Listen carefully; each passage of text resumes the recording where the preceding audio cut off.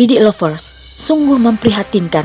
Penduduk Indonesia yang mayoritas muslim ternyata banyak kecanduan judi online. Menko Polhukam Hadi Cahyanto mengungkapkan transaksi judi online di Indonesia meningkat. Bahkan pada 3 bulan pertama 2024 saja, perputaran uangnya mencapai 100 triliun rupiah.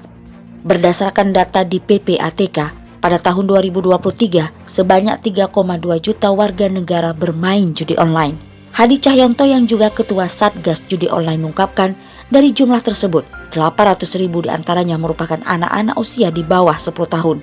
Selain itu juga terbanyak pemain judi online berada pada rentang usia 30 hingga 50 tahun dengan persentasi mencapai 40% atau 1.640.000 penduduk. Kemudian 80% diantaranya tergolong kalangan menengah ke bawah. Dan berdasarkan survei Drone Emprit, Sistem Monitor dan Analisis Media Sosial, Indonesia menempati peringkat pertama sebagai negara dengan warga pengguna judi online terbanyak di dunia. Menurut Pusat Pelaporan dan Analisis Transaksi Keuangan PPATK, sepanjang tahun 2022 hingga 2023, perputaran judi online di Nusantara tembus 600 triliun rupiah. Prihatinnya lagi, lebih dari 2 juta warga yang terjerat judi online adalah masyarakat miskin, pelajar, mahasiswa, buruh, petani, pedagang kecil hingga ibu rumah tangga. Sementara di Aceh setidaknya 172 penjudi online telah ditangkap dalam 2 bulan terakhir dengan 150 kasus judi online. Oleh karena itu, patut kita apresiasi apa yang dilakukan oleh pemerintah Kota Banda Aceh bersama tim Satpol PP dan WH Kota Banda Aceh yang akan merazia handphone milik aparatur sipil negara guna menindak ASN yang terlibat judi online. Tidak hanya ASN, Pemko dan Forkompinda Banda Aceh juga akan merazia kafe-kafe di sekitaran Banda Aceh. Jika terbukti melakukan pembiaran aktivitas judi online, maka Pemko tidak segan-segan untuk mencabut izin usahanya.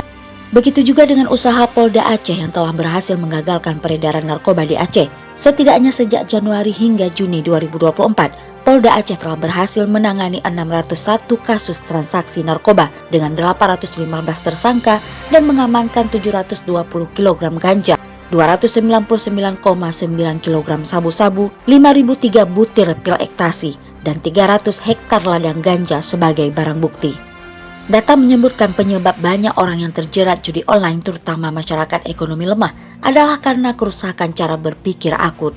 Berharap bisa meningkatkan penghasilan tanpa perlu kerja keras, apalagi mereka bisa ikut taruhan tanpa perlu modal besar. Meski demikian, masyarakat ekonomi kelas atas dan terpelajar seperti anggota DPR RI dan DPRD juga ikut ambil bagian sebagai pejudi online. PPATK mengungkap ada sekitar 1.000 anggota DPR dan DPRD terbukti main judi online, dengan 7.000 transaksi diantaranya dilakukan oleh anggota DPR RI dan 56.000 lainnya anggota DPRD. Padahal kerusakan akibat mencandu permainan haram itu sudah nyata, depresi dan stres bahkan nekat bunuh diri akibat kalah berjudi. Pencurian dan perampokan meningkat demi bisa bermain judi online. Keluarga dan pernikahan juga hancur. Sejumlah pengadilan agama daerah melaporkan perceraian akibat judi online terus bertambah di tanah air. Permainan judi nyata memiskinkan dan menyengsarakan. Dalam sistem kehidupan berbasis ideologi kapitalisme, perjudian dilegalkan karena mendatangkan keuntungan, menguntungkan secara materi bagi bandar dan pemain yang menang, serta mendatangkan pajak untuk negara. Padahal judi hanya menguras harta rakyat dan hanya memberi keuntungan kaum kapitalis pemilik bisnis perjudian tersebut.